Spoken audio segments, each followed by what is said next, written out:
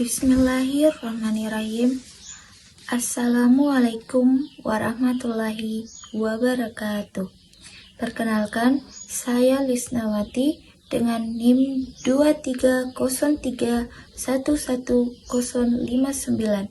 Prodi Perbankan Syariah dari Universitas Islam Ahmad Dahlan Sinjai.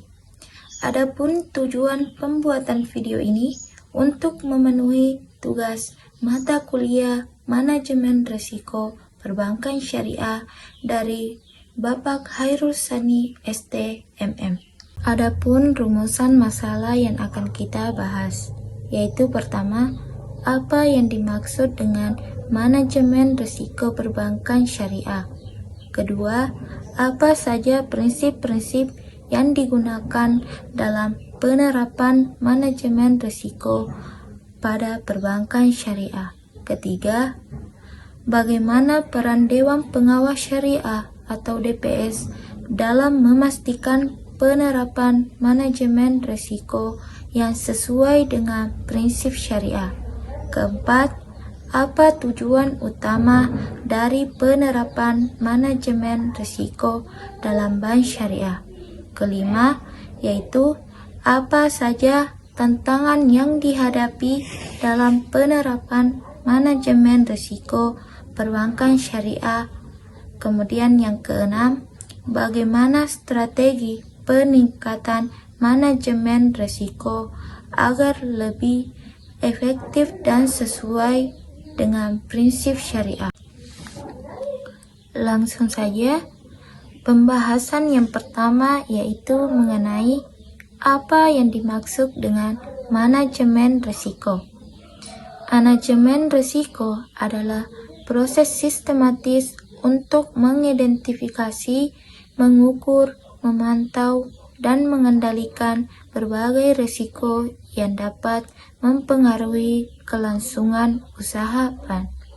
Dalam perbankan syariah, manajemen risiko harus sesuai dengan prinsip syariah Islam, yakni menghindari riba atau bunga, karar atau ketidakpastian berlebih, maisir atau spekulasi atau judi, serta berorientasi pada keadilan dan kemaslahatan.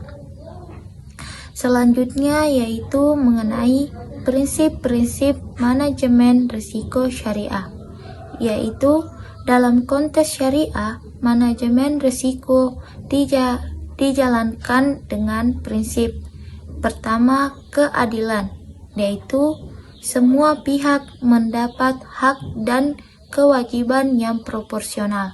Kemudian yang kedua, keterbukaan, yaitu informasi pembiayaan harus jelas tanpa garar. Kemudian yang ketiga, kehati-hatian, yaitu seleksi nasabah dan akad dilakukan dengan cermat. Kemudian tanggung jawab, yaitu manajemen harus amanah terhadap dana nasabah. Selanjutnya yaitu apa peran Dewan Pengawas Syariah. Dalam bank syariah, DPS berperan penting dalam memastikan bahwa pertama, setiap produk dan kebijakan manajemen risiko sesuai dengan prinsip syariah. Kemudian yang kedua, yaitu tidak ada aktivitas yang mengandung unsur riba, karar, atau maisir. Ketiga, yaitu memberi fatwa atau rekomendasi terhadap akad baru.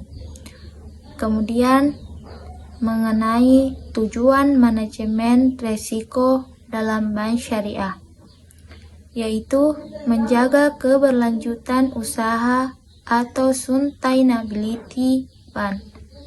Kedua, melindungi dana nasabah dan investor. Kemudian memastikan kepatuhan terhadap prinsip syariah.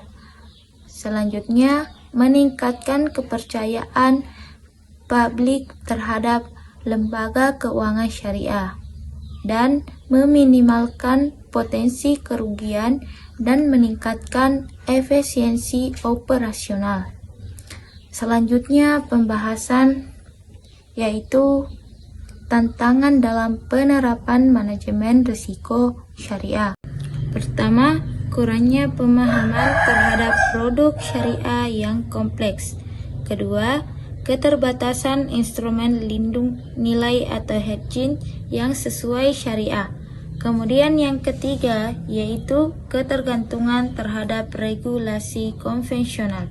Kemudian kualitas sumber daya manusia atau SDM di bidang manajemen risiko syariah yang masih perlu ditingkatkan. Yang terakhir, risiko reputasi tinggi karena pelanggaran kecil dapat merusak kepercayaan masyarakat luas. Selanjutnya yaitu mengenai strategi peningkatan manajemen risiko, yaitu pertama, peningkatan kompetensi SDM di bidang manajemen risiko dan syariah.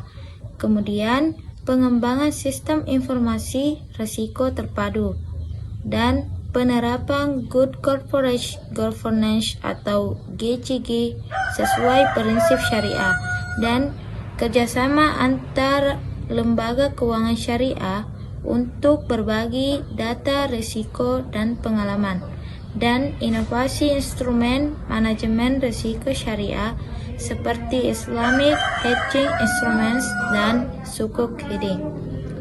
Terima kasih, itulah tadi presentasi saya. Ternak-ternak si ikan teri diternak dalam kolam. Karena telah sampai di penghujung materi, ku akhiri dengan salam. Wabillahi taufiq walhidayah. Wassalamualaikum warahmatullahi wabarakatuh.